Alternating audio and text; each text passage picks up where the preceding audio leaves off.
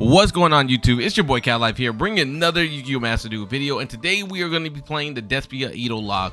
Now the Despia IDO lock is really good. It's the same thing as the Raw Disciple, except this time they cannot summon monsters at all. Now you do run into the like a kind of an issue if your card does get destroyed. So if they dark hole this card, then this card will summon onto the field and destroy all other monsters you control. But honestly, if you do get dark hold, right, all your monsters are destroyed anyways, unless you have a branded opening, which would protect it. But then again, this card will resummon itself and then it's destroy everything else on that turn. But anyways, guys, what did I change different about this from the Ra's Disciple lock? Nothing. All I did was replace one card with the other card. Now, why am I playing this now? It's because I was able to figure out how I can get this card to be banished. That way we can always make sure we avoid the called by or DD Crow. And I know a lot of you guys are saying, why are you so worried about DD Crow? Well, DD Crow is searchable by Flunder, right? So if they are able to go ahead and call by us, or they're able to go ahead and DD Crow us, that's not going to be very good for us. So I wanted to make sure that we have a way of avoiding that, and I have figured it out. So anyways, guys, I hope you guys do enjoy the replays. I went ahead and basically did my matches when I was working, so I'm not gonna have any live footage. This is all gonna be replays. It's gonna be 3 matches, but hopefully guys you do enjoy. Hit the like button, hit the subscribe button if you did. But I'm signing out. Peace, enjoy.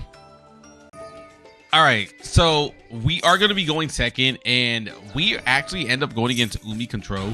So this is gonna be like a really good example of why a lot of people prefer IDO.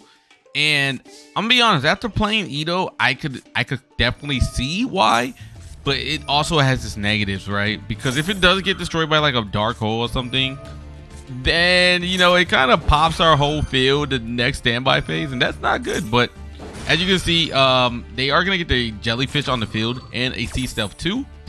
And so knowing that they activated Max C, I decided to activate Ash. That way we can bait out the electric jellyfish, because that has the power of negating a spell or a monster, right? So from there, I go with the Aliber. We're going to activate our branded loss, then activate branded fusion. And this is where we're going to toss out the IDO along with the Albaz. Now, from here, I'm actually still playing through a Max C, but I'm fine because we're going to toss out the Edge Imp chain, which is going to allow us to grab the Patchwork. And now our Lubellion is actually going to be able to go into, I believe I go into Albion. Yeah, so from here to Albion. And if you're wondering why we're going here instead of Mirror Jade, you're gonna see why. I have a Poly in my hand, so I'm not worried. And then on top of that, watch. So now by banishing these 2 monsters, we're able to avoid called by just by doing this. And this is gonna also set us up for a branded fusion later as well. But once again, we do get the Patchwork from the other card. We're going to use Creatus right there to lower its attack while we have no other monsters on the field. And we're going to activate Poly. And once again, we're still playing through the Maxi. But I'm not worried about Maxi because we're going to be stopping them from doing whatever they want to do next turn. And even though this is Umi control, we're going to show them the power of Despia control. So we're going to activate the Despia Theater. And at this point, I'm not going to activate Poly. I am going to attack though.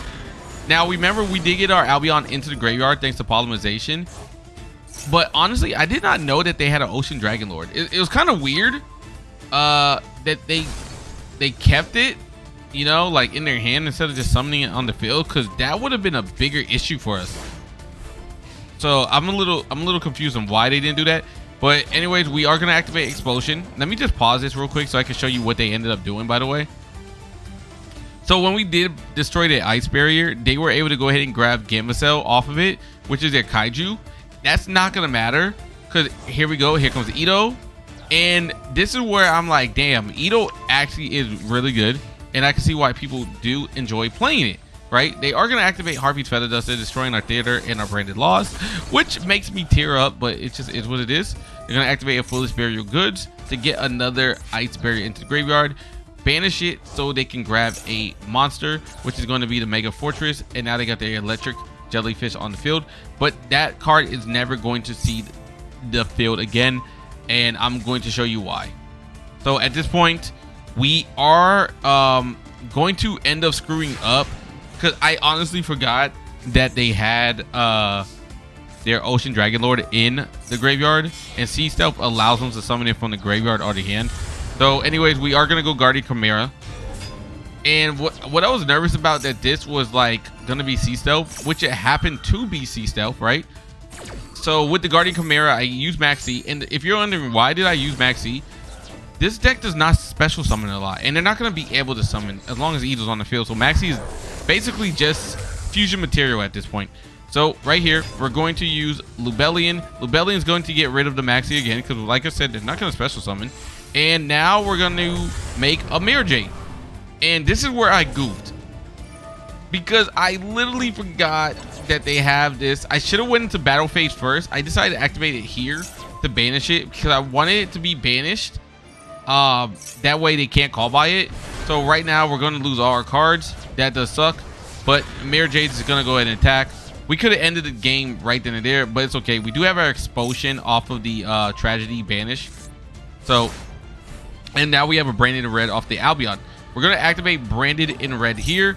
We're going to get Max Seed, but it's fine, to be honest with you, because at the end of the day, you know, they're not going to be able to summon. We have Expulsion. They cannot stop Expulsion unless they had like Red Reboot in their hand. That would be their only way. And this deck, from what I know, does not play Red Reboot, but we are going to get a Masquerade onto the field. We're going to go ahead and I believe summon out the Guardian Chimera. Yep. So Chimera comes to the field. On top of that, Dramaturge also comes to the field. And then finally, we're going to activate Expulsion. We're going to get rid of Chimera, because Chimera's not going to do anything for us. We're going to put the Edo onto the field along with the Adlib. And like, this is what I'm saying, bro. This is why banishing the card is so much better. A lot of routes that people take with this card doesn't really make sense, because it could get called by, but as long as I can banish it, I am good to go. So this time we're going to activate Branded Fusion, and I'm just saying screw it. We're going to go into what I feel like going into. This is the first time I'm able to actually do this play. So we're going to go ahead and banish 3 monsters to make the big boy Alba Lunetis. Now, we never get to go into this card, but this card is able to attack monsters of the amount of dragons we used. So they're going to activate Sea Stealth. That's not going to do anything. Takes 600 bird damage. And because we went into the actual battle phase while Ido was on the field, they can't use Sea Stealth 2 to summon anything, because it has to start at the battle phase, right? So this is just going to be GG's. Nothing they can do. This game should have ended a long time ago. But yeah, as you can see, this is why Ido's really good. Against this deck, Raw Disciple would not have helped. I would agree. Actually, it wouldn't have been bad, because they still wouldn't have been able to special summon. But still, it would have been really annoying. Yeah, I don't know, man. It would have been the same thing.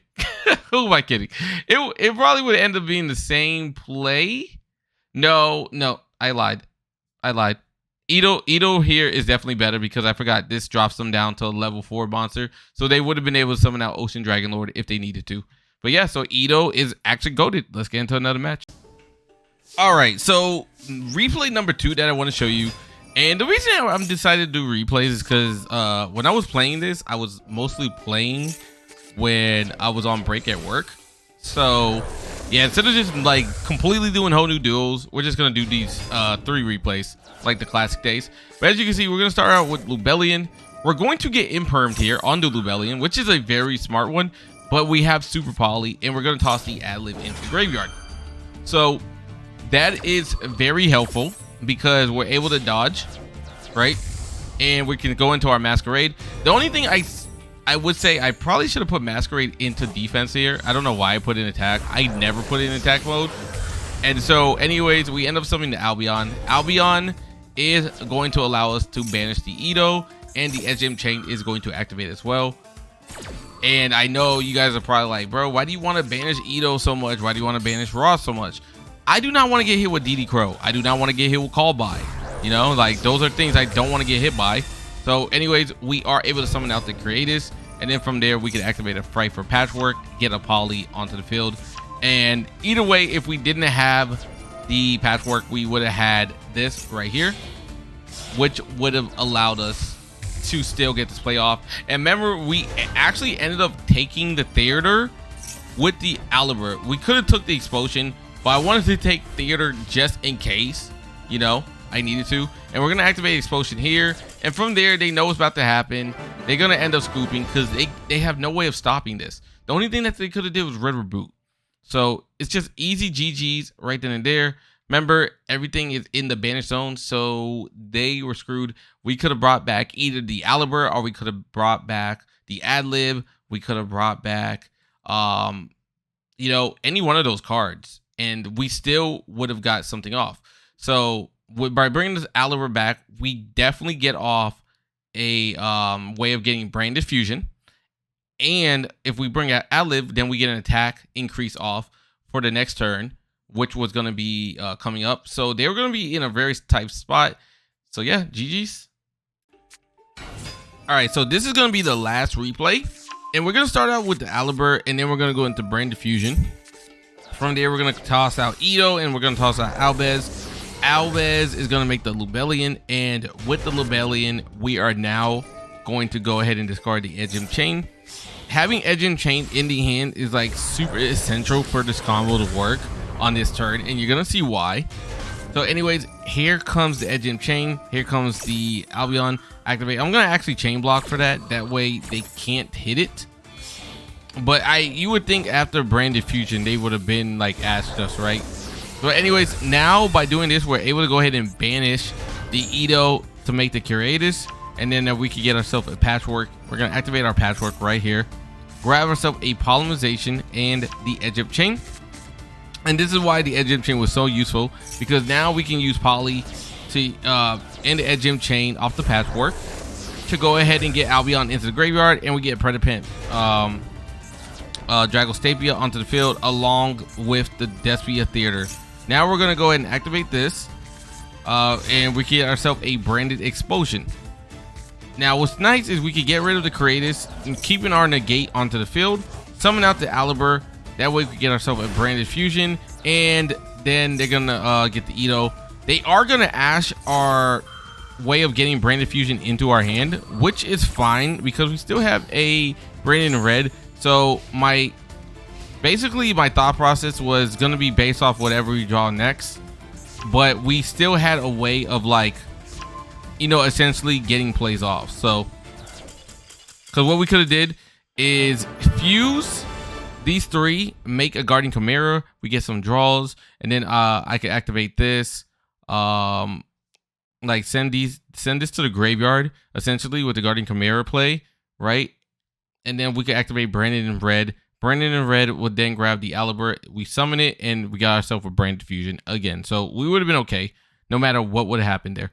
But anyways, guys, thank you all for tuning in. Hopefully you did enjoy the video.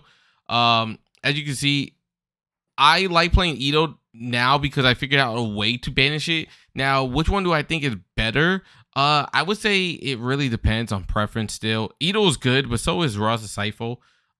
The one thing I like about the IDO play, though, is it's a lot easier to get the Albion into the graveyard, you know, compared to using the Ra's Disciple. So, yeah. But anyways, guys, hope you enjoyed the video. Peace.